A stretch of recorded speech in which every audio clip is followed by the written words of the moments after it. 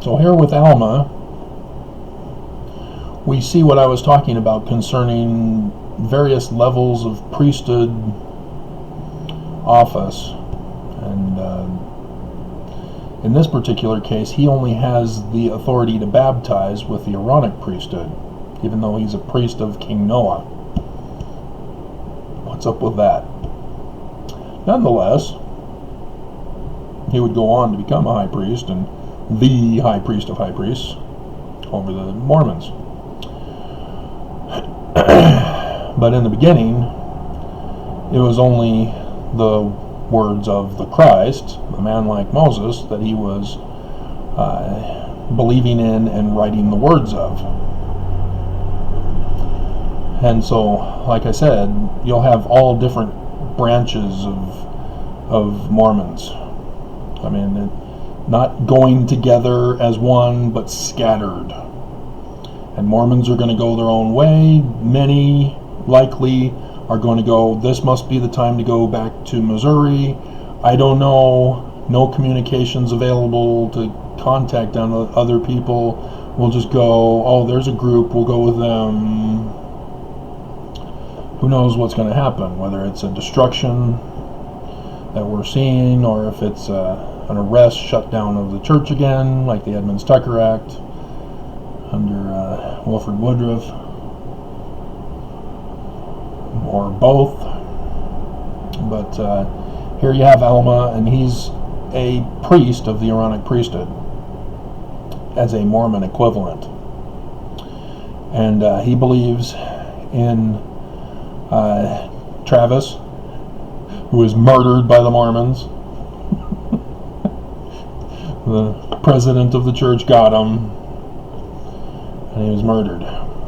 So the records are gone, and so this Alma has to try to remember what he heard from Travis's YouTube videos and try to write them down.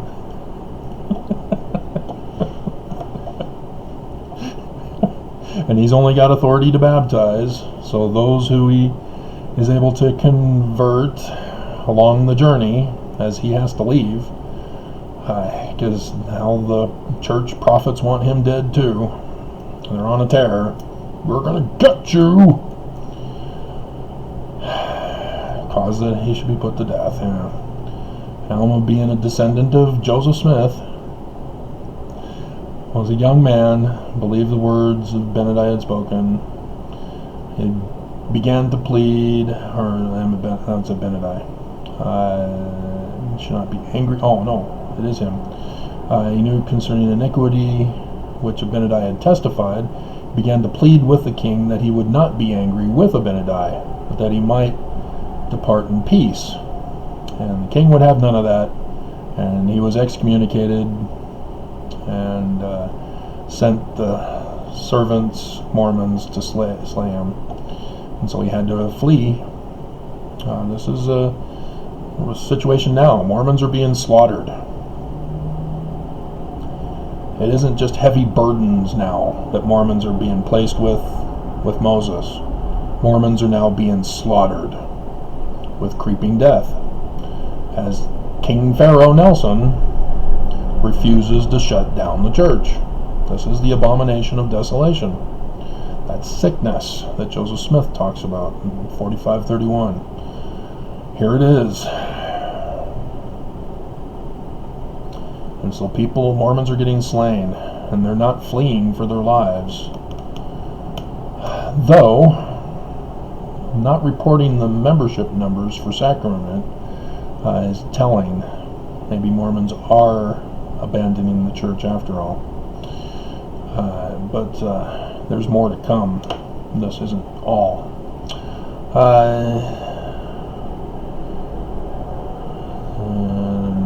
Okay. After 3 days, having counsel with his priests, he caused that he should again be brought before him. Okay, this is Abinadi again. So Alma leaves before Abinadi is murdered. So, and suffered death by fire, solar eclipse. Isn't that great? 8 April 2024. the death sign in the heavens. Samson died on that day. Jesus died on that day.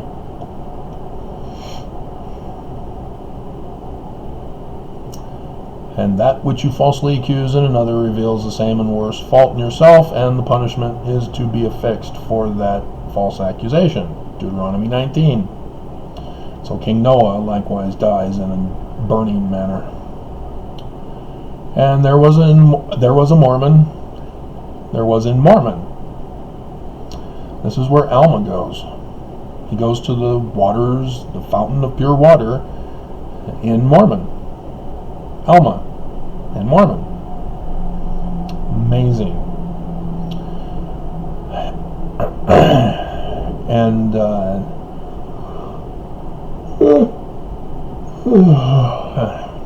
and so there he was having secret sacrament meetings, hiding himself during the daytime, and others who were in the secret band of righteousness were sneaking out at night to hear his words, that he was only speaking of Abinadi's words, not speaking of himself, not going off on his own opinion, spiritual witness. Nope, only the words of Abinadi, which he had written down, teaching them what Abinadi taught, while locked up.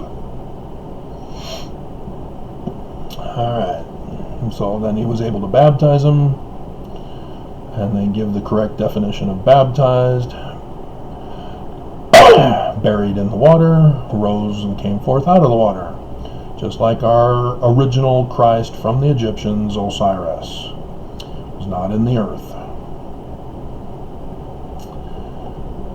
You didn't know that, did you? Why is it in the earth? I don't understand.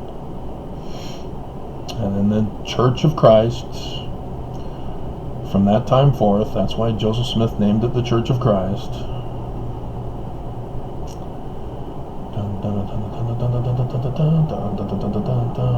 So they were the Church of Christ in Mormon, and thus they were Mormons of the Church of Christ. Hilarious! Right here, Mosiah 18. Hilarious.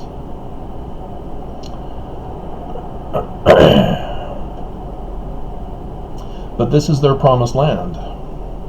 Alma flees to establish the Church of Christ, as he's only an Aaronic priesthood priest, as a Mormon establishing Zion. And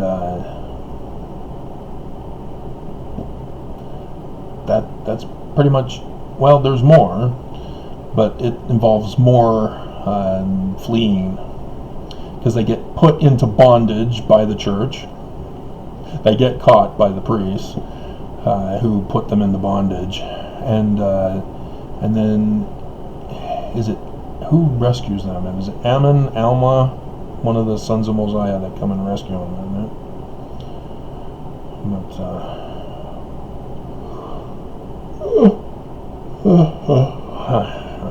But that's the Alma Exodus pattern, is that he didn't have Melchizedek priesthood authority, and so he established the Church of Christ, the Mormons, in the Promised Land with those survivors that believed, whereas the wicked Mormons were still around and they had to avoid them. So, yay, isn't that great?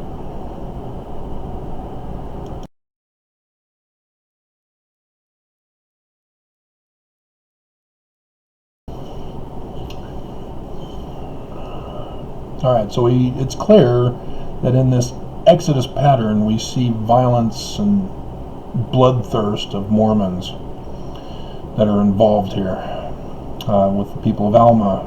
You know, the Mormons want Alma destroyed, and they want this secret sacrament meeting group to be dispelled and banned and stopped. And so they find out about it and leave with an exodus. Just as Lehi, just as others have left because of people wanting to murder them. And so likewise me. People want me dead. They've succeeded. They've destroyed my life, and I'm running out of options. You can't survive without money. And so I have to flee. I have to leave Utah. I'm being cast out, as they've been trying to assassinate me multiple times during this time just living here, let alone in other places. But now we get to the exodus of King Limhi, as Ammon, the Christ, comes to them to rescue them. And so this is a new pattern, but has similar features. There's an exodus. Mormons are trying to kill Mormons, trying to subject them to their will, take away their agency, control and enslave Mormons, deliver them out of bondage.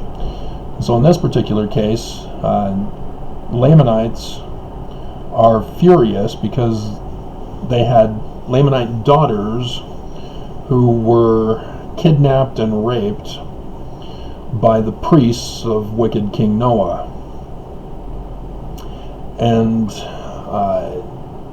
the Lamanites are not happy. And they blame the people of King Noah and come in and destroy the place, and King Noah is burned, as Abinadi was burned, in accordance with the law of Moses, law of Moses in Deuteronomy 19. And so now Limhi, the son of King Noah, is now in charge by default. And he's in bondage with his people, and Ammon, son of Mosiah, finds them, and they plot to escape and have an exodus and be freed from bondage and go to the promised land. And so yes, this is the same Ammon with Limhi, who talks about a seer is greater than a prophet, and he can see the past, present, and future, and he can translate, and he can do better than let God prevail, and the chief cornerstone is in the cornerstone. Oh my God.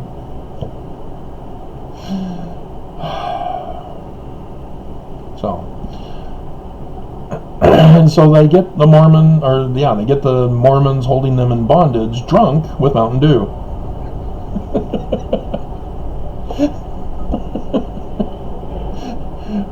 Alcohol is a common feature of being freed from bondage and imprisonment. Isn't that interesting? And so, because they can't have weapons, can't use weapons, so yeah, since they're able to make beer, they're able to get them drunk with a special brew. Alright, and so they are then freed, and Ammon then takes them back to Zarahemla.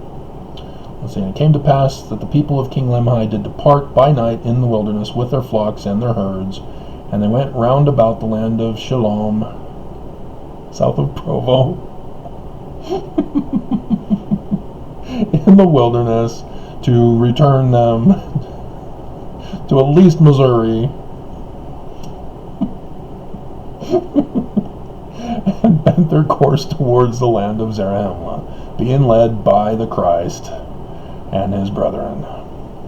So that is another scenario, because if I do survive and if I do make it, I will be coming back and all over the world to rescue Mormons, if possible.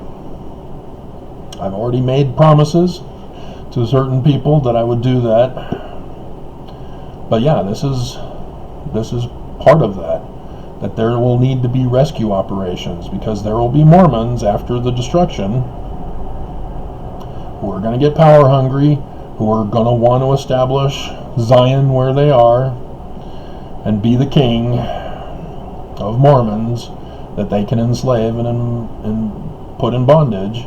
And so there will need to be rescue operations beyond the rescue operations after the destruction. And this is what you're seeing here in Mosiah 22 with Ammon rescuing the people of Limhi. And so, yeah, they get to take the gold and silver and precious things that they could carry into the wilderness. Why not food? Are you not taking food? I mean, yeah, they took flocks and herds, so I guess you can slaughter them on the way. The lambs. So yeah, Ammon, the Christ, the Lamb, Shepherd. You can see the parable symbolism coming out in this one. As Ammon is very phonetically similar to Ammon, son Ammon, the sun at noonday. Very similar. So, yeah, there will need to be rescue operations from Mormons who just cannot stop being bad. It's just so sad. And so, yeah, they arrive in Zarahemla and they join Mosiah's people and become bondage to him, become his subjects. That's what it means. Subjected to the bondage of Mosiah. And Mosiah received them with joy and put them to work in the mines. And he received their records. And also the records which had been found by the people of Limhi. The Coriantumr one.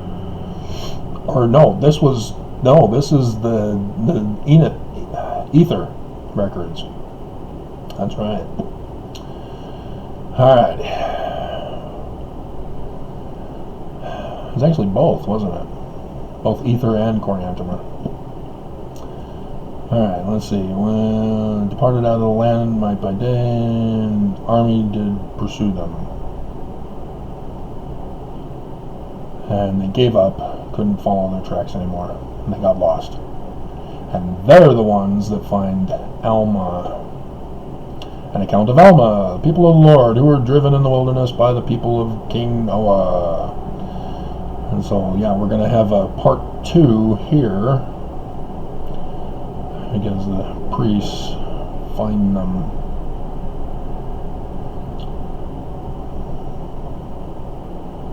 Alma refuses to be king. He serves as high priest. He doesn't have authority to be a high priest. He only has authority to baptize. What are you doing, Bruce? Is this an error on your part? We'll have to check in the next installment of Alma Senior Part 2.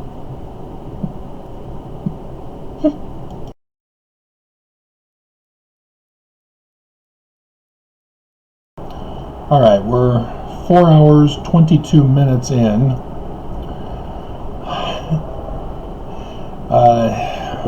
I will likely have to do these in parts. So I'll have to put Part 1, Part 2, Part 3, etc. at the beginning of the video so that people will know it's not the beginning, that they need to find the beginning. I'll make a special playlist for this as well. It's also rapidly getting hot. I opened up the window to try to let as much as the cold outside come in. But eventually I'm going to have to start using the fan. So be aware of that. We're only in Mosiah chapter 23. Have you caught on now? The Book of Mormon was written for Mormons as to what to do about the latter-day attack destroying the great and abominable church that Mormons will be a part of. and the Exodus scenarios to help Mormons through it. So yes, studying your Book of Mormon was a good thing to do. Thinking it's literal history and getting mad at those of us who know it's not a good thing to do. You become the Lamanite Mormons. So, dear God, I didn't realize it was this much of an Exodus pattern. I recognized Exodus patterns, but I had never done this. And like I've told you with every single video I just jump right into with an idea, bombshells. And there have been a lot of them in this one. I now understand the Exodus. I know no better now than I will then.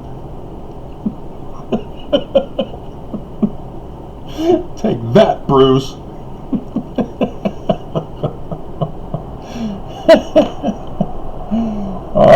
The Exodus Messiah, a new series by Travis Goodsell.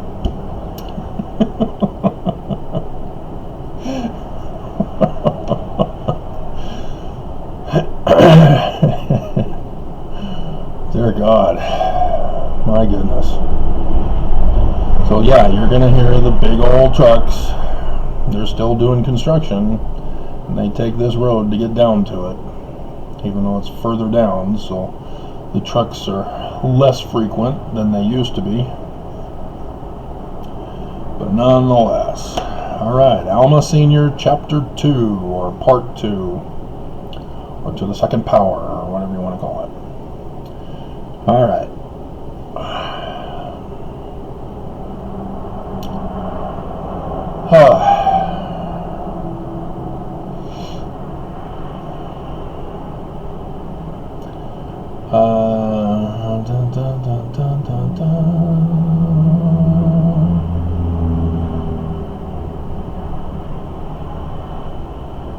Yeah, this is where I was like high priest. He only had power to baptize, Bruce. So let's find out, because this is when King Noah's priests conquer and catch them and subject them under the Lamanite monarch. When a king. Alright, so Alma, having been warned of the Lord that the armies of King Noah would come upon them, made it known to his people. Therefore he gathered together their flocks and their grains and departed into the wilderness. Same exact Exodus pattern before the armies of King Noah. 8 days in the wilderness, and in the land of pure water, and the people were desirous that Alma should be their king, for he was beloved of his people.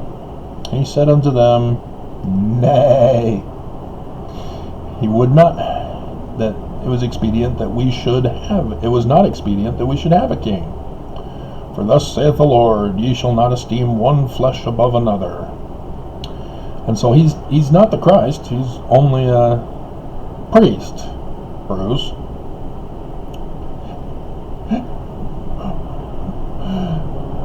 But eventually Mosiah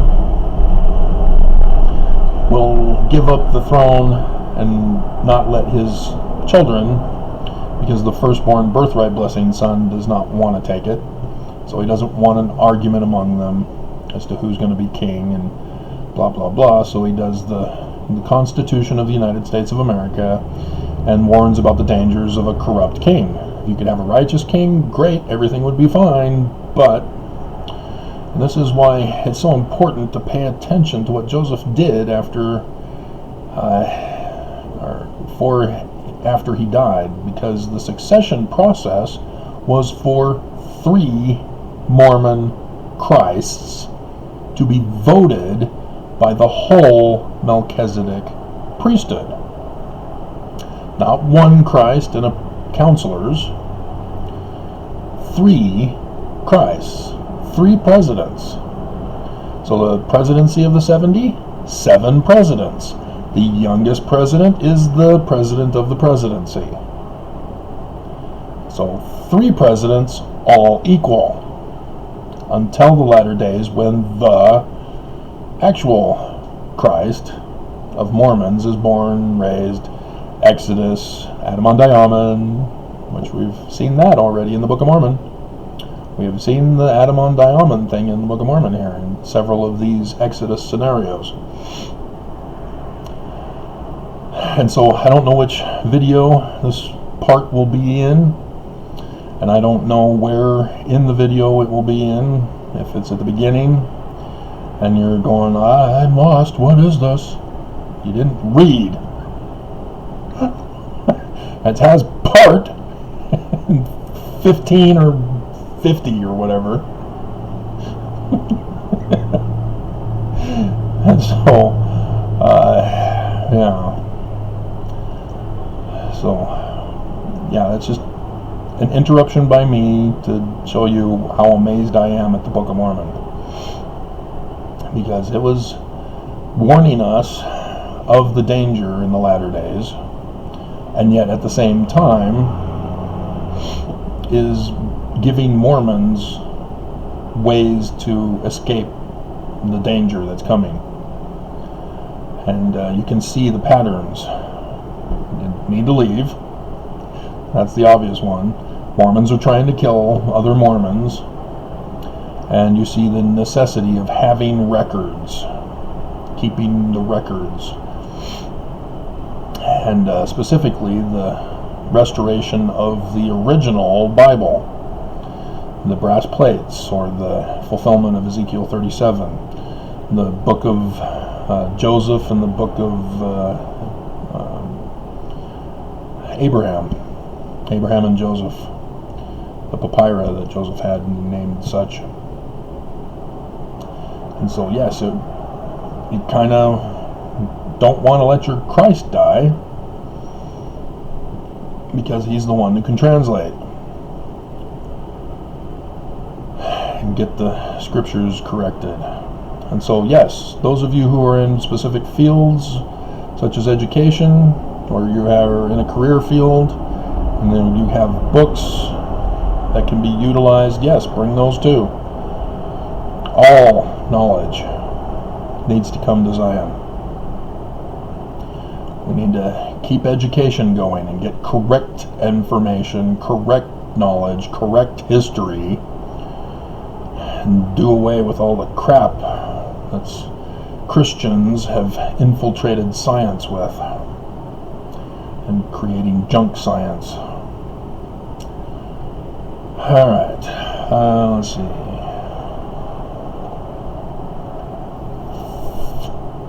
So let's find where they get caught. Let's see, they were in the land of Helam, in the city of Helam, tilling the land round about. Behold, an army of the Lamanites was in the borders of the land. And it came to pass that Alma, the brethren of Alma, fled from their fields, gathered themselves together in the city of Helam. And so this is the destruction part that is being talked about here. And they begged and pleaded, please don't kill us, we'll be your slaves. And they subjected them. They had found previously the priests of King Noah in a place which they called Amulon, being after the name of the head priest. And he was the one who begged the Lamanites, please don't kill us. Your daughters are now bearing our children. You can't kill us now. We're their husbands and the fathers of the babies. Yeah. And so yeah, they were spared. And so then they were placed over Alma and his brethren as the security guards. And so Amulon takes it upon himself to especially torment Alma for his betrayal as an ex-Mormon. Let's see. And 24, we get the Exodus. The Lord makes their burdens seem light. He delivers them from bondage. They return to Zarahemla. So let's get to that part.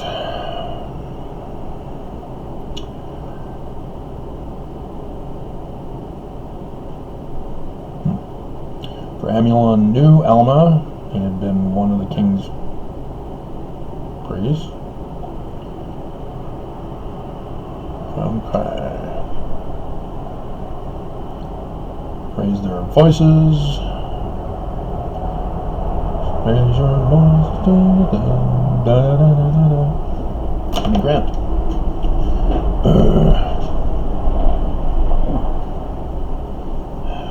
Okay. And in the midst of their prayer, the voice of the Lord came to them. Lift up your heads and be of good comfort, for I know of the covenant which ye have made unto me. And it was from the Christ, Abinadi. And so, sorry, Bruce, I don't see high priest here. Error.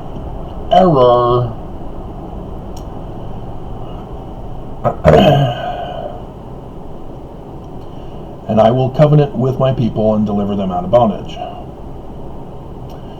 I'll ease the burdens in the meantime, so that you will not feel them on your backs,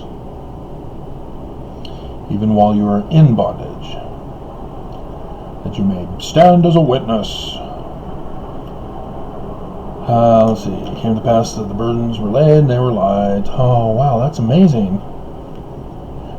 It really works. It came to pass that so great was the faith and their patience. 300 years later, for on the morrow I will deliver you out of bondage.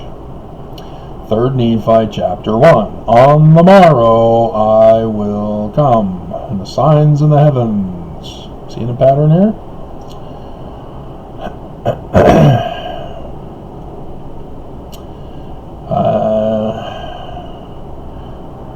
Alma shall be the Christ. Thou shalt go before this people, and I will go with thee, and deliver this people out of bondage. Alma's now the Christ. So yes, in a sense, he is a high priest.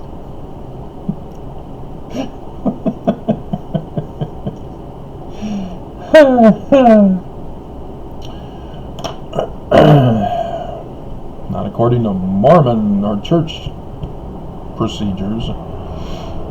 Sorry, Bruce.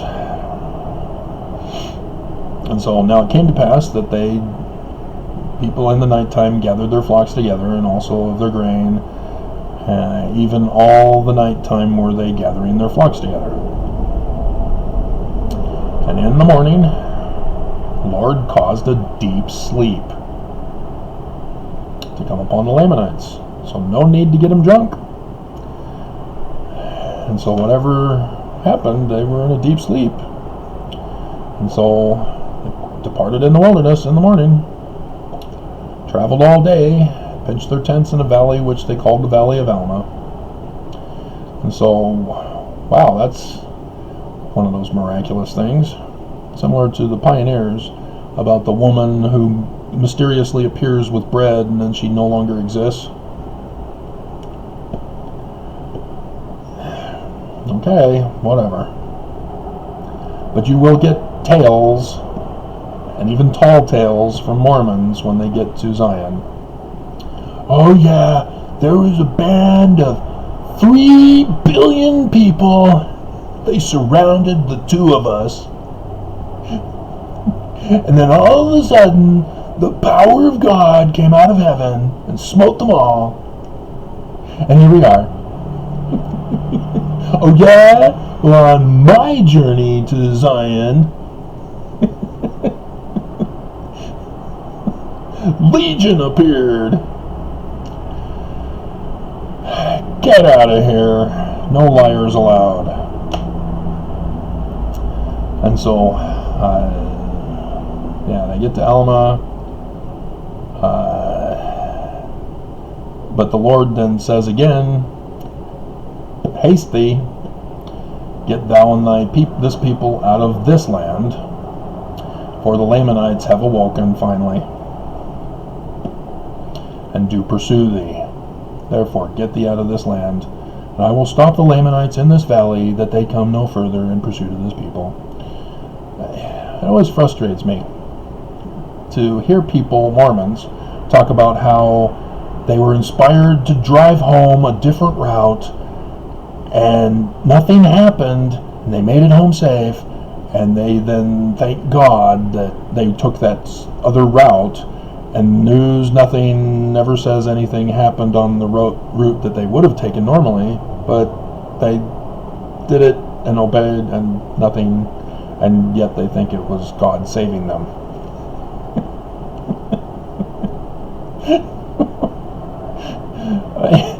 And I don't think they ever tell us what happened to these Lamanites. And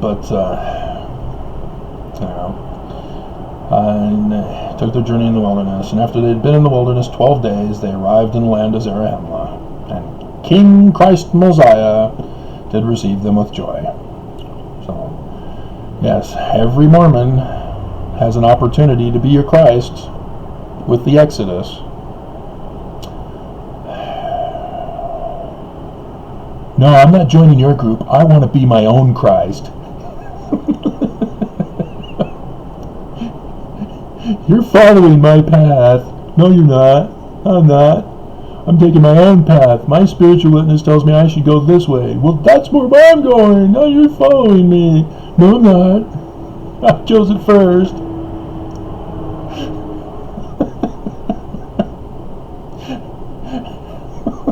My Christ is bigger than your Christ. God.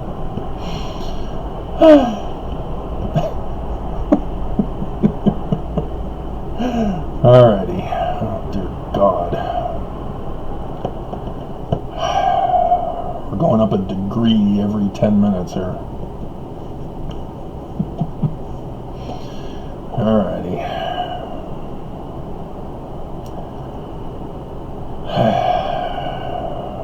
Maybe one more after this. And so, we get in 25, you have the people, the Mulekites, become Nephites, and they learn of the people of Alma and Zenith. Alma baptizes Limhi and all his people, and then Mosiah makes Alma a high priest. Bruce. Dum dum dum dum. Alrighty. And so this is the Zion part. This isn't the Exodus part here. So we'll go on to the next Exodus thing after this.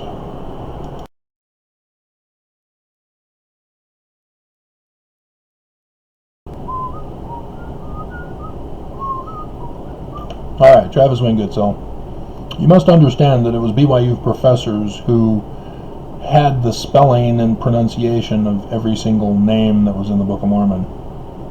And so Amlici in Alma chapter 2 is it's the same as Amulek, the A, and Melech, king, without a king. And Amlici seeks to be king. He's crowned king nothing, and is rejected in the election. He's denied being a king. But his followers refused to accept the election and made him king anyway. I'm sure that will have positive consequences. I'm sure we would never know of such a thing in America. And then, of course, now that he's king of his merry little band, he declares war on the Nephites. and are defeated. The Lamanites and the Amlicites then join forces. And so this part, it corresponds with the violence that attends the attack of the latter days. The wars and the bloodshed that will be involved as Mormons, instead of fleeing, stay and fight. And so this suggests, rather than a natural disaster destroying the land, even though it is currently and very likely into 2022, the Midwest or the Mid-East had record-breaking tornadoes in a season that doesn't have tornadoes. And then record-breaking winds in the Northwest. And Seattle was flooded over the weekend, was it? Cut off from the rest of America because of the flooding. And more people are dying at a faster rate. The Full House guide I saw died today. Just found in his house dead. 65 years old. Which is strange, because people are dying at a younger age, and it doesn't seem to be connected to coronavirus.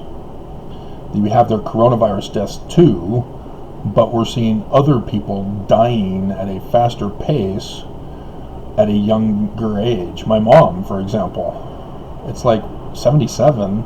That's weird. Even grandma lasted longer than 77. And that makes no sense, because grandma wasn't supposed to live. She was born with a small heart. Her heart wasn't big enough to support her, and yet she went on to live, defied the doctors, and lived into her 80s, but still 77. So something's weird with my mom dying, and maybe it's to save me, so I can get Stargirl Season 2 and Supergirl final season.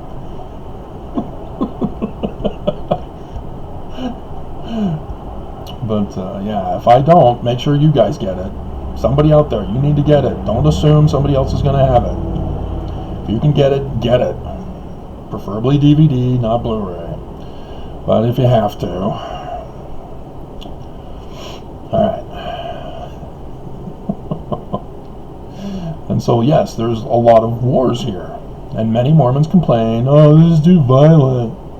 This isn't inspiring. This isn't faith promoting. It's violence.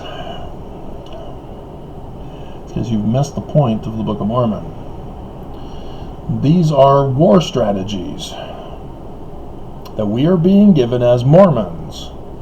Now, I understand the CIA and FBI or intelligence agencies are supposed to have people that go over every single publication and now every single video where people do strategies or talk about strategies or whatever, that they pay attention and record those so that they themselves can be prepared and use them or use it against them and counter measures.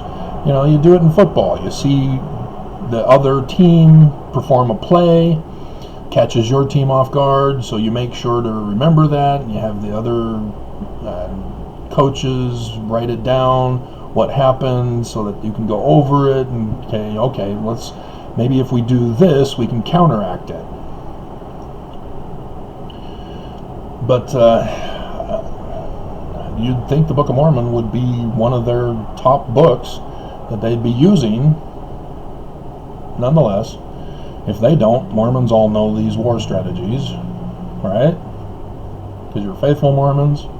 Read your Book of Mormon regularly and have it all memorized. You know the stories, even though you think Jesus is your Christ. If you haven't caught on, you can be the Christ. If you're good, you can be the Christ of your own Exodus.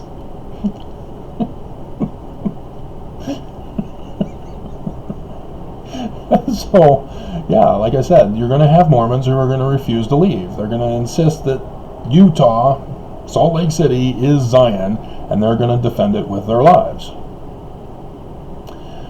And, I mean, we know that this is the nature of Mormons, bloodthirsty.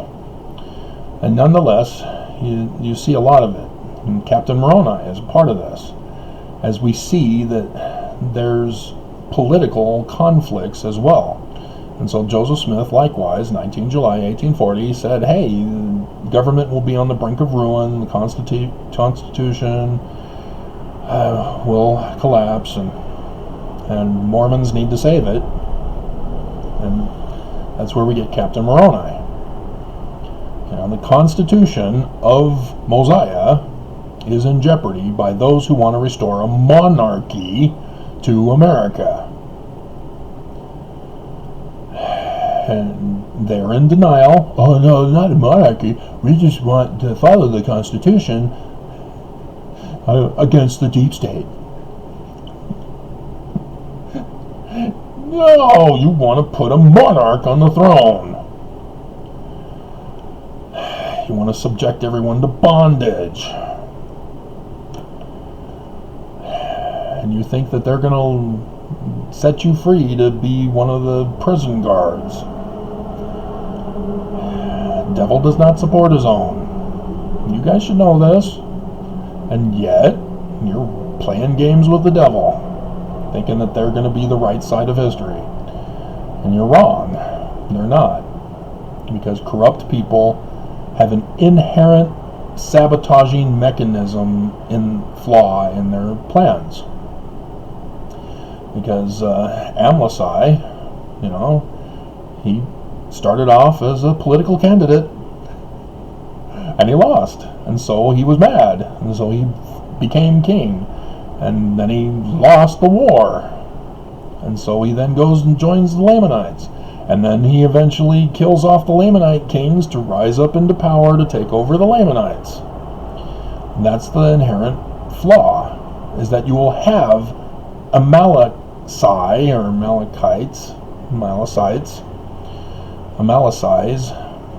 who will seek to overthrow you as a corrupt king. And so you have to build up your armies to support you, but you better treat them nice because they may betray you. You know, you might have one of the musketeers impregnate your wife, who will give birth to twins, and you'll have to lock one of them up in an iron mask. You see? You know that one, don't you? Leonardo DiCaprio? Twin. And so you're always suspicious of everybody as a wicked person. You don't trust anybody. You have to always be on your guard. And you never sleep, like the dread pirate Wesley. Good night. See you in the morning. You'll most likely be dead in the morning or whatever. I'll most likely kill you in the morning. And so that's that flaw of being an evil, corrupt person always gets the better of you, because you end up killing innocent people who were your supporters because you were so suspicious and paranoid that you had them killed off of the drop of a hat, not realizing it was another person who was the one doing it instead, framing the other guys, because they're trying to move up and get other competition out of the way to take over you. And despite all these millennia of examples of this, wickedness still keeps being wicked, thinking that they're going to be the ones to not be overthrown. Oh yeah, I can do it. All those other guys were dumb. I'm the smart one. I can't.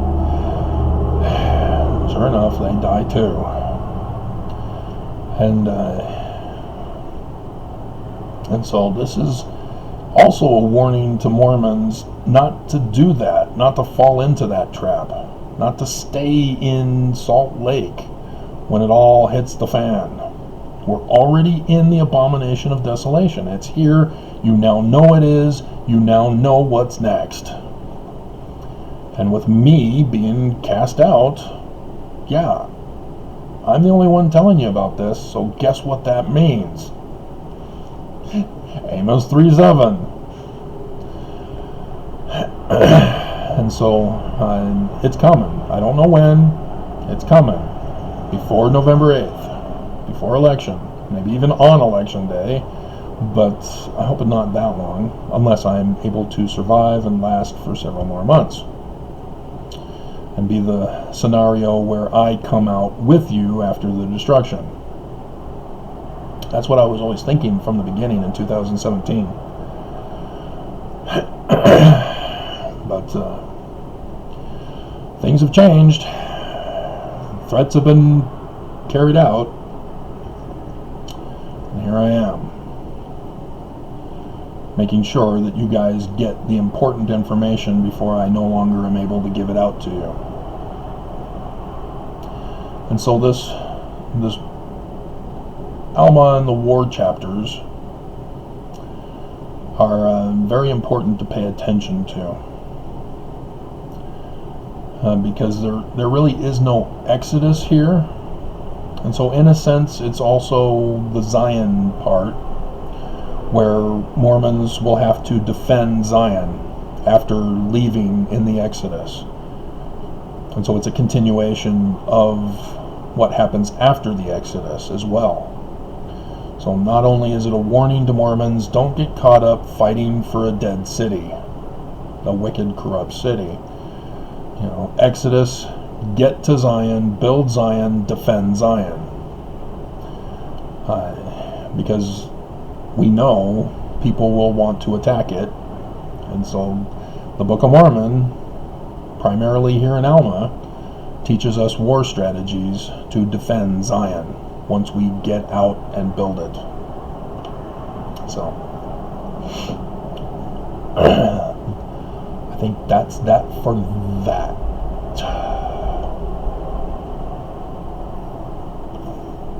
Trying to think if there's something else in Alma that I could go over, but we're at 14, so that's a perfect time to stop.